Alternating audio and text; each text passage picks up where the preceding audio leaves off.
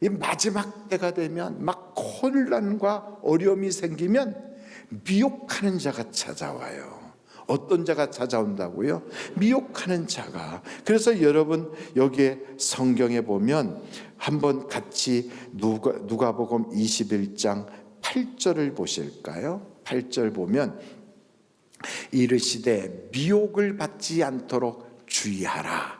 많은 사람이 내 이름으로 와서 이르되 내가 그라하며 때가 가까이 왔다 하겠으나 그들을 따르라 따르지 말라. 따르지 말라. 그러니까 여러분 이 미혹하는 자들이 누구의 이름으로 오냐면 예수님의 이름으로 와요. 내가 메시아다. 내가 그리스도다. 내가 재림 예수다. 이러면서 내가 보혜사다. 이러고 와요. 왜 그들이 그런 예수님의 이름을 가지고 올까요? 누구를 미혹시키려고? 불교 신자 미혹시키려고 오나요? 안 믿는 이방인들을 미혹하려고 그러나요? 아니에요. 교회 잘 다니는 사람들을 미혹하려고 그러고 오는 거예요. 그러니까 우리가 깨어서 하나님께 바짝 매달리면 하나님께서 우리에게 소망을 두시고, 아 그래 저 김집사 때문에 저 집안은 소망이 있어, 일어나겠구나, 이렇게 보실 텐데 그 열심을 가지고 하나님 믿어보려고 하는 그 사람에게 미혹하는 자가 딱 붙어가지고 이단으로 끌고 가는 거죠. 잘못된 대로 끌고 가는 거예요. 여러분 그렇게 잘못된 대로 끌고 가는 거기에 미혹받아서 끌려가면 자기의 영혼도 멸망당하고 그리고 자기의 모든 집안도 흩어지는 거예요. 그래서 여러분 우리는 철저하게 미혹하는 자를 따라가야 돼요. 쫓아내야 돼요. 쫓아내야 돼요. 혹시 오늘 이 자리에 신천지에서 오신 분 있으면 한번 손 들어봐 주세요. 환영해 드릴 테니까. 있다고 그러던데. 근데 여러분 한번 물어보세요. 그 교주나 그 이단의 그 대표되는 사람한테 어떻게 구름 타고 오셨냐고 물어보세요. 마지막 때에 우리 주님이 오실 때는 구름을 타고 오시겠다고 그랬거든. 모든 사람이 다 보는 가운데 구름을 타고 오겠다고 그랬어요. 그래서 동서남북에 있는 모든 믿는 자들을 쫙 천사들을 보내서 모으겠다고 그랬어요. 그런데 이단들은요 그것을 뭐라고 야야야 구름을 타고 사람이 어떻게 손오공이냐? 아니 그건 아니고 예수님이 이 땅에 그렇게 오신다는 것은 큰 위엄과 영광 중에 오신다는 것을 상징적으로 말하는 거야. 요렇게 속여요. 그럼 여러분 예수님이 성경에다가 내가 장차 구름을 타고 오리라 하는 말이 그렇게 상징적인 말일까요? 아니면 실제적인 말일까요? 실제적인 말이에요. 왜냐하면 한 곳에만 그렇게 써 있질 않거든. 여러분 성경을 몇 곳을 한번 보실 텐데, 자 한번 보십시다. 누가복음 21장 27절이에요. 같이 한번 읽겠습니다. 시작. 그때에 사람들이 인자가 구름을 타고 능력과 큰 영광으로 오는 것을 보리라. 구름 타고 오신대요. 계시록을 볼까요? 1장 7절이에요. 거기도 이렇게 나와 있어요.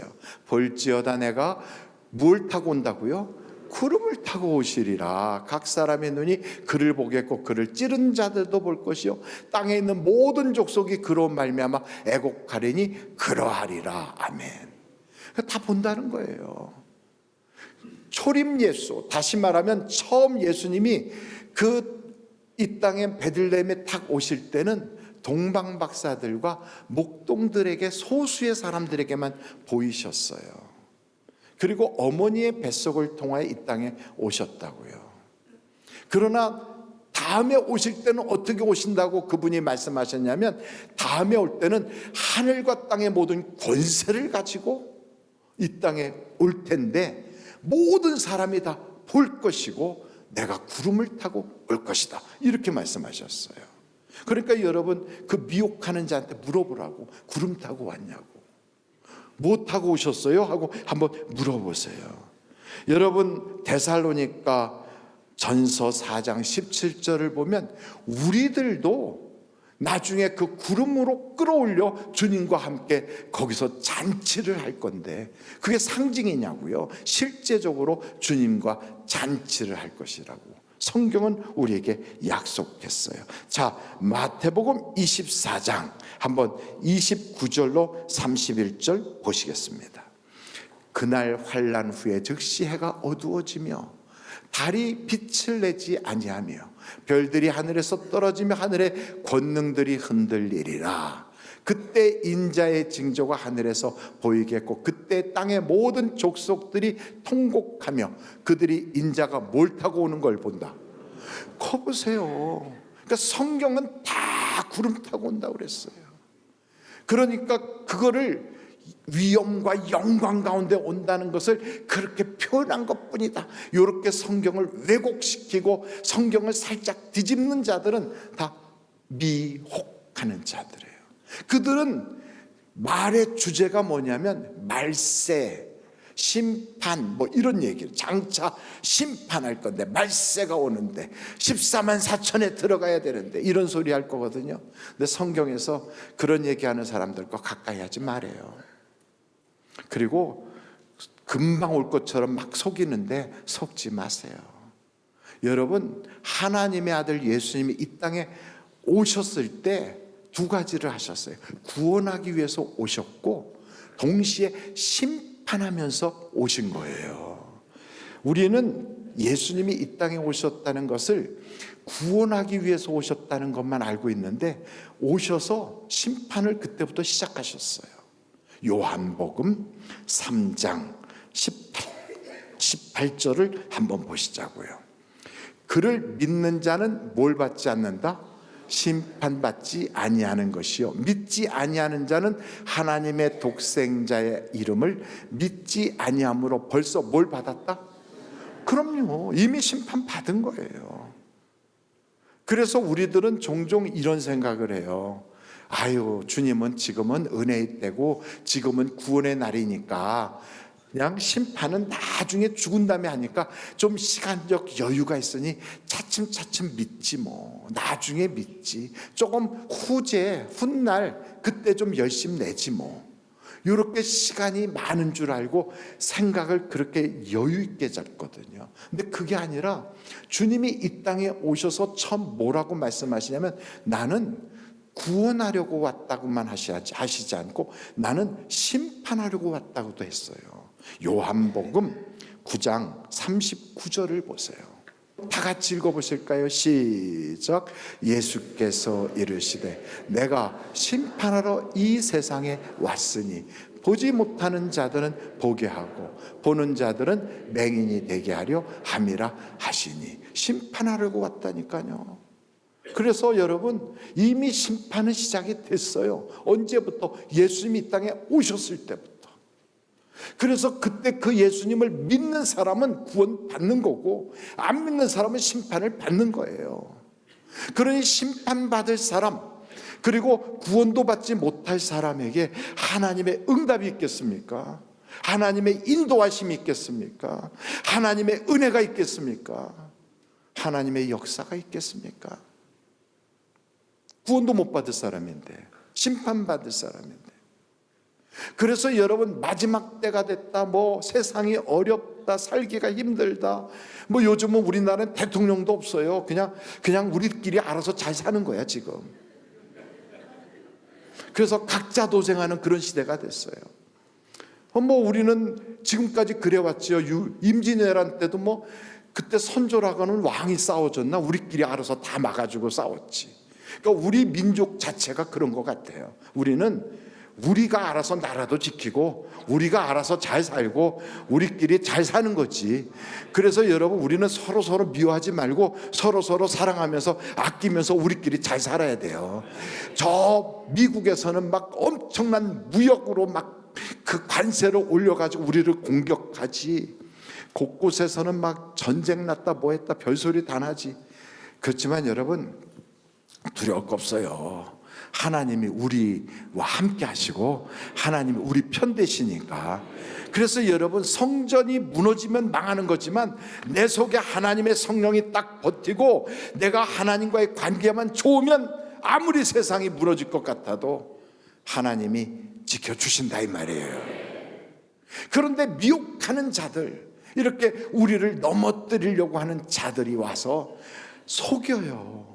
하나님과 우리를 멀리 떨어지게, 하나님 믿는 그 마음을 흔들어 놓게 막 속인다고. 그래서 여러분, 하나님의 그 희생, 예수 그리스도를 이 땅에 보내주신 그 엄청난 사랑, 날 위하여 십자가 지신 놀라운 은혜를 다 무효화시키고 나의 구원을 없는 것으로 만들려고, 하나님의 일을 실패로 돌려놓으려고 오늘도 마귀는 무진장 우리에게 공격하거든요. 그런데 여러분, 이런 일에 우리가 동조하면 돼요, 안 돼요? 안 되는 거지요. 그래서 여러분, 우상보다, 세상의 그 어떤 것보다 더 무서운 게 영혼을 도적질하고 영혼을 속이고 영혼에 대한 사기를 치는 저런 이단 사입이란 말이죠. 그런데 절대 속지 말아야 돼요. 우리는 오직 예수만 바로 믿으면 그분이 우리를 구원해 주시고, 그분이 우리를 지켜주시고, 그분이 우리의 해답이 되주시고, 그분이 우리를 이끌어 가셔요. 그러니까 세상이 아무리 어려워도 보십시오. 풍랑이 이는 갈릴리 바다에, 야, 우리 죽었구나, 살 길이 없구나, 앞길이 막막해. 자기들의 경험과 모든 걸 동원해서 다 노를 저어보려고 그 애를 썼어. 그래도 안 된다고 포기할 때 우리 주님도 안 계셔요. 전에는 한 번은 배에 누워 주무시니까 깨우기라도 했는데 이제는 주님도 곁에 없어. 야, 이거 어떻게 사나 이럴 때 여러분, 주님은 그걸 다 보고 계셨다고요. 그래서 물 위로 걸어서 오셔가지고, 그런데 거기서 너무 무서우니까 아이고, 유령이구나, 귀신이구나, 막 별 생각을 다 하는데, 두려워하지 말아내니 너희는 나를 믿기만 해라 그러시잖아요. 그러니까 여러분, 세상이 아무리 어려워도 믿기만 하면 기가 막힌 일들이 벌어지는 거지요. 베드로가 아이고, 주님이시면 나를 물 위로 걸어오라 하십시오. 물 위로 걸어와라 그랬더니 베드로가 막 물 위로 걸었잖아요. 그걸 보면 여러분의 인생에 병 때문에 어렵다, 암병이다, 난치병, 불치병이다, 경제적으로 어려워서 이번에 사업 다 들어먹어서 이제는 자본도 없다, 미천도 없다, 나를 도와줄 만한 사람, 인맥, 친척도 없다, 이래갖고 앞길이 막막하다 할 때 여러분, 주님께는 해답이 있어요. 그래서 그 주님을 한번 제대로 만나보자고요. 그 주님을 제자들이 막 눈에 안 보이니까 옆에 뭐 흔들어서 깨우기라도 전에는 했는데 이제는 안 계셔.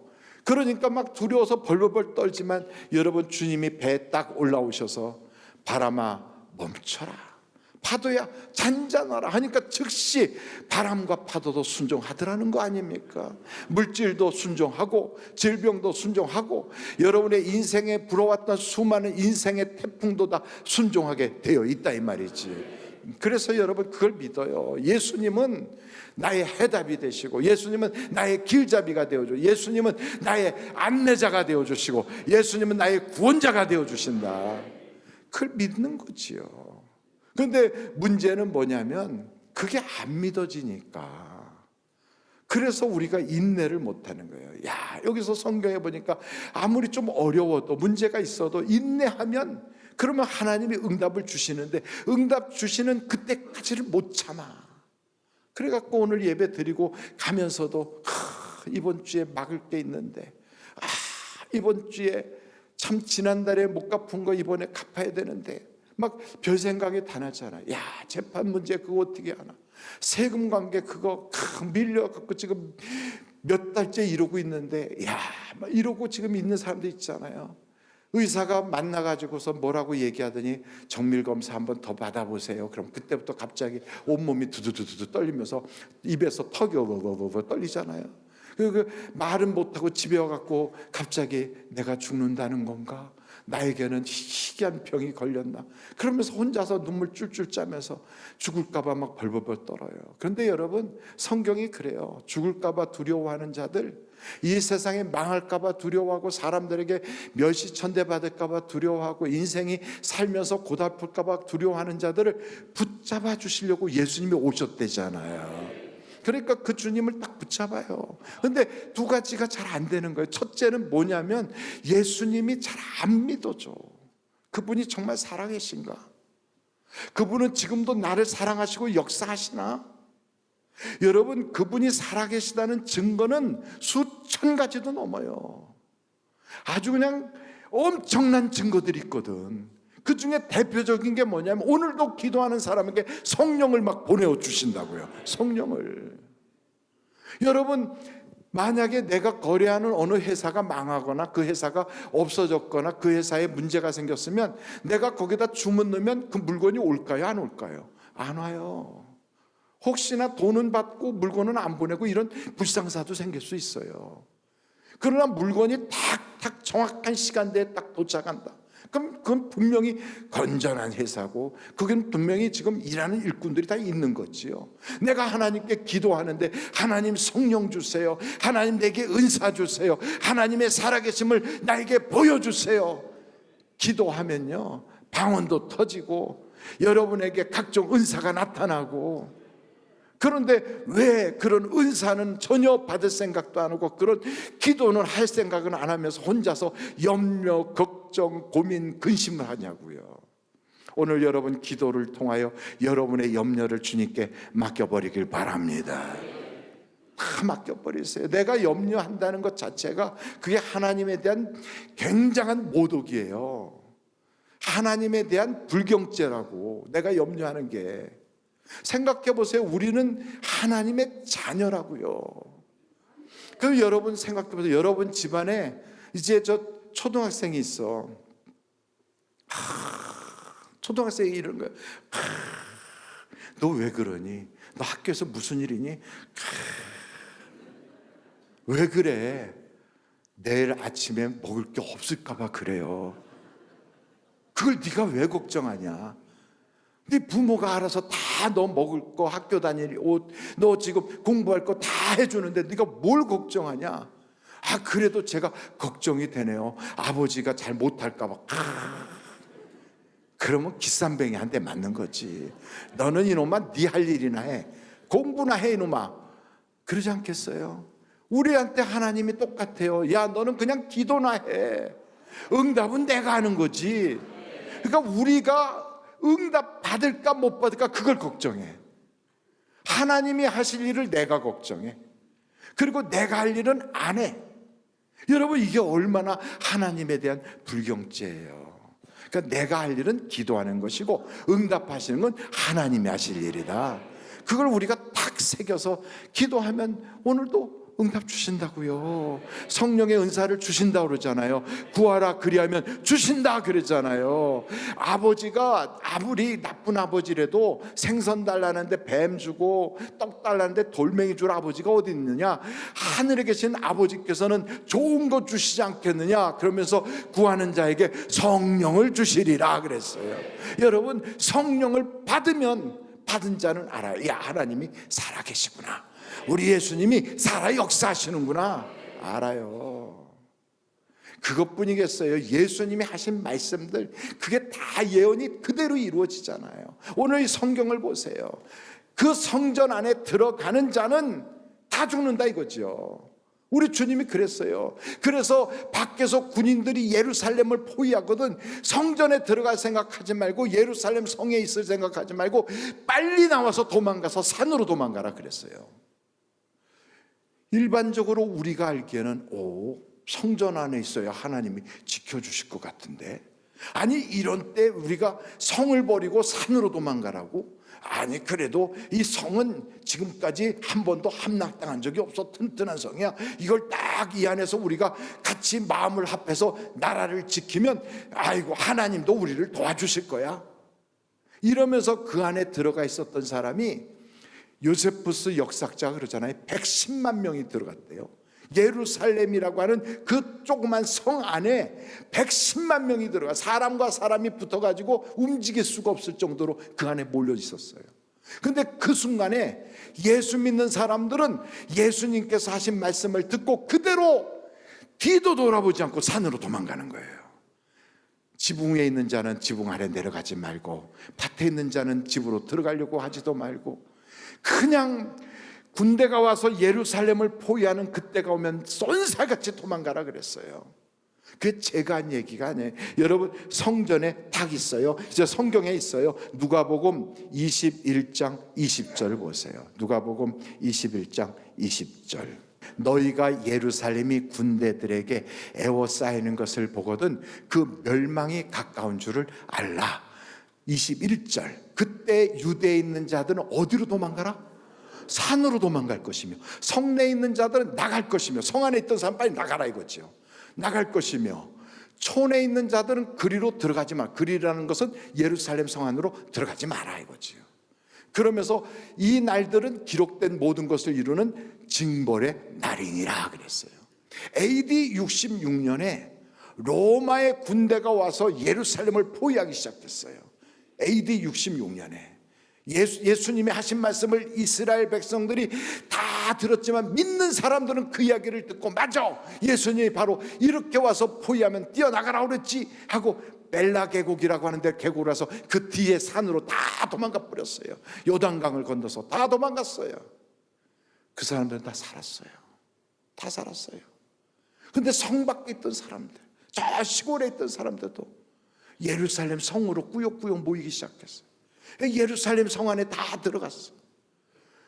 AD 66년부터 70년까지 로마 군대가 쳐들어가지도 않았어요. 밖에서 포위만 하고 있었어요. 안에 있는 사람들이 먹을 게 없어. 너무 사람이 많다 보니까.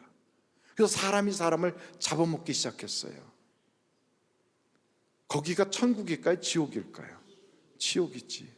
서로 죽이기 시작했어요. 전쟁할 것도 없어. 그 안에는 완전히 인육을 뜯어먹고 사람이 사람을 죽이고 패를 나눠서 서로 공격하고 나중에는 자기들끼리 죽이다가 완전히 피폐해졌을 때 로마의 군대가 오니까 도리었죠. 싸움도 제대로 못하고 몽땅 다 죽고 나중에 10만 7천 명인가 9만 7천 명이 포로가 돼서 그들이 끌려나가가지고 성전 위에 있는 돌들을 다 등에다 짊어지고요 저 로마까지 끌려갔어. 그래갖고 그 성전에 있는 돌 가지고 세운 것이 로마의 콜로세움이란 말이에요. 비참한 역사가 그들에게 일어났고 그때 죽음당한 사람이 110만이라고 그러더라고. 엄청난 사람들이 죽었어요. 그런데 예수님의 말씀을 믿고 따라간 사람들은 사는 거지요. 그래서 여러분 마지막 때가 되면 내 생각대로 살지 말고 말씀대로 살아야 되는 거예요. 그래서 성경에 나오는 말씀을 다 이게 생명이구나, 이게 살 길이구나, 이걸 붙잡아야 돼요. 그걸 모르는 사람들은 야 뭐 그래도 사람이 말이야 마지막 때가 되면 이러면서 자기의 경험, 자기의 머리, 자기의 생각들을 막 주장해요. 여러분 요즘도 보잖아요. 그럴 것 같이 생각하는 사람들 이야기 듣고 한 데는 다 무너져요. 그냥 말씀을 따라가야 돼요. 어떤 일이 있어도 무슨 일이 있어도 좌로나 우로나 우파나 좌파나 치우치지 말고 우리는 오직 주님만 바라보고 가자. 그랬더니 다 괜찮잖아요. 할렐루야. 하늘비전 교회는 그래서 살 거라고. 그래서 여러분 우리가 마지막 때가 되면 정치에 휘둘리면 안 돼요. 안 돼. 우리의 해답은 오직 예수인 걸 믿으시기를 간절히 바랍니다. 예수님이 말씀하신 대로 따라갔던 사람들은 다 살아. 다 살아. 그러니까 우리가 마지막 때가 되면 기근이 오고 지진이 생기고 막 전염병이 돌고 여러분 그거요 저 2000년 전에도 그랬어요. 5000년 전에도 그랬다니까. 지진이 그때도 있었어요. 지금 미얀마의 지진이 태국 이 지진이 어쩌고 막 요즘 지진이 막 일본에도 앞으로 온다고 그러는데 뭐 말세가 다 돼서 아니에요. 그거는 1000년 전에도 있었어요. 500년 전에도 있었어요. 항상 있는 거예요. 그런 거는 항상 있어요. 그런 것이 생길 때마다 이렇게 미혹하는 자들이 와가지고 내가 메시아다 이런 소리 하고 있거든. 절대 거기에 휘둘리지 마십시오. 말씀을 따라가면 그 속에서 살 길이 열려지게 돼 있어. 근데 말씀에서 뭐라고 말씀하시냐면 스스로 조심하여 깨어 기도하라 그래요. 그러니까 여러분 이 마지막 때가 되면 다른 거 없어요. 기도가 해답이에요. 그러니까 기도하면 하나님이 알려주세요. 우리가 방종하지 않게. 방종이 뭐예요? 막 목적이 없이 막 이중 삼중으로 내 마음이 막 번민하니까 이렇게 저렇게 막 술로도 떼어보고 막 이상한 짓도 해보고 타락도 해보고 이게 방종 아니에요. 그래 두세 가지 마음이 내 속에 번민하는 사람은 응답이 안 오거든. 근데 기도하다 보면 마음의 중심이 딱 잡히거든요. 술 취해갖고 비틀거리지도 않아요. 왜냐하면 그럴 시간에 기도하면 성령으로 우리가 충만해지거든. 염려하느라고 고민하지도 않아요. 그걸 전부 다 주님께 맡겨버리면 염려가 간증으로 바뀌게 되어 있거든.